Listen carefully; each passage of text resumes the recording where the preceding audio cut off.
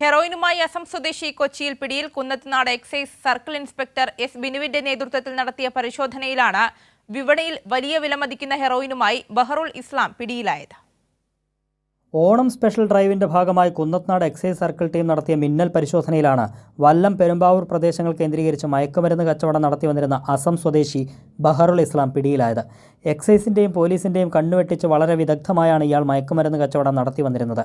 മയക്കുമരുന്നിന്റെ വ്യാപനം തടയുന്നതിന്റെ ഭാഗമായി രൂപീകരിക്കപ്പെട്ട കുന്നത്തുനാട് എക്സൈസ് സർക്കിൾ ഇൻസ്പെക്ടറുടെ പ്രത്യേക ഷാഡോ ടീം കുറച്ചു നാളുകളായി ഈ പ്രദേശങ്ങളിൽ അതീവ രഹസ്യമായി നടത്തിയ നിരീക്ഷണത്തിലാണ് പ്രതിയെക്കുറിച്ചുള്ള സൂചനകൾ ലഭിച്ചത്.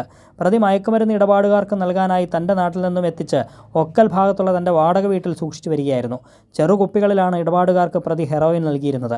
5 ഗ്രാം ഹെറോയിൻ കൈവശം വെച്ചാൽ 10 വർഷം കഠിന തടവും 1 ലക്ഷം രൂപ പിഴയും വരെ ലഭിക്കാവുന്ന കുറ്റമാണ്. പിടിക്കപ്പെട്ട 10.485 ഗ്രാം ഹെറോയിന് അന്താരാഷ്ട്ര മാർക്കറ്റിൽ 73,000 രൂപ വിപണി മൂല്യമുണ്ട്. ഓണം സ്പെഷ്യൽ ഡ്രൈവിന്റെ ഭാഗമായി തുടർന്നും അനധികൃതമായ മദ്യം, മയക്കുമരുന്ന് എന്നിവ കണ്ടെത്താനുള്ള പരിശോധനകൾ ശക്തമാക്കുമെന്ന് Kunnathunad excise inspector S Binu അറിയിച്ചു. കൈരളി ന്യൂസ്, കൊച്ചി.